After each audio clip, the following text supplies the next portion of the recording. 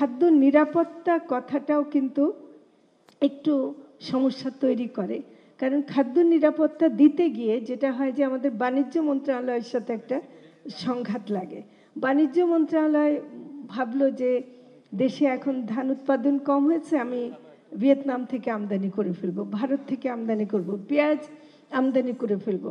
অথচ পেঁয়াজ আমার বাংলাদেশে আমাদের কৃষকের উৎপাদন করা যায়, এবং সেটার চেষ্টা না করে আমরা বাজারকে স্থিতিশীল রাখতে গিয়ে যে আমদানি চট করে ফেলি, সেটা হয়তো নিরাপত্তা দেয়, কিন্তু কৃষকের সার্বভৌমত্ব ক্ষুণ্ণ হয়, কৃষক এখানে ক্ষতিগ্রস্ত হচ্ছে। এবং এটা কিন্তু কৃষকের একটা বড় একটা দিক, যে কৃষক দেখেন যে বছর ভালো ফসল হয় সে বছর কৃষকের আয় কম হয়, সে বছর কৃষক তার মূল্য পায় না।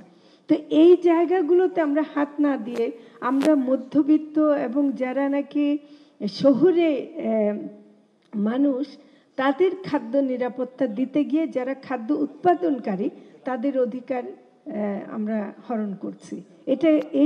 এই ক্ষেত্রে কিন্তু আমাদের অনেক ঘাটতি আছে, যেটা আমি বলবো যে একেবারেই দেখা হচ্ছে না। এজন্য আন্তর্জাতিকভাবে খাদ্য নিরাপত্তার কথাটার চাইতে যে কথাটা বেশি ব্যবহার হয় সেটা হলো খাদ্য সার্বভৌমত্ব। কারণ খাদ্য সার্বভৌমত্ব হলে কৃষকের অধিকার থাকবে খাদ্য উৎপাদনটা করার, এবং কৃষক তার প্রয়োজন মতো সে খাদ্যটা কি ধরনের করবে সেটা তার অধিকার থাকবে।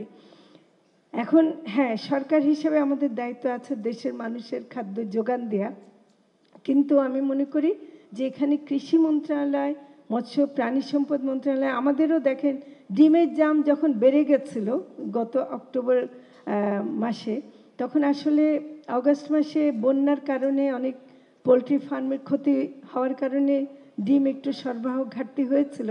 তখন কিন্তু চট করে বাণিজ্য মন্ত্রণালয় থেকে ঘোষণা দেওয়া হলো ডিম আমদানি করা হবে। এই ডিম আমদানি করলে যে আমাদের মৎস্য খামারিরা, ক্ষুদ্র খামারিরা যে কি পরিমাণ ক্ষতিগ্রস্ত হবে সেটা কিন্তু চিন্তা করা হচ্ছে না।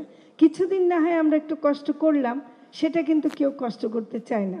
এখন আমার উপর চাপ আছে, বারে বারে চাপ আসে যে যুক্তরাষ্ট্র, ব্রাজিল, আর্জেন্টিনা তারা মাংস রপ্তানি করতে চায় এবং তারা নাকি কম দামে মাংস দেবে।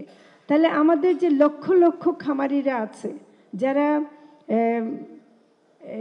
গরু পালতেছে, ছাগল পালছে, তারা কিন্তু এইবার দেখেন কোরবানিতে আমরা গতকাল প্রেস ব্রিফিং করেছে এবং দেখা গেছে 1,24,00,000 বেশি গরু ছাগল আমাদের রেডি আছে, আমাদের প্রায় 22 লক্ষের মতো উদ্বৃত্ত আছে। তো কাজেই কোনোভাবে আমরা আমদানির পক্ষে না, কিন্তু আমাদেরকে চাপ দেয় কোনোভাবেই না। এটা আমি মনে করি যে এটার জন্য চাপ সৃষ্টি করা হয়, সেই চাপটা কিন্তু এখন যুক্তরাষ্ট্র এবং এরা অ্যাম্বাসেডাররা চলে আসে এবং তারা এসে আমাদের উপর কথা বলে।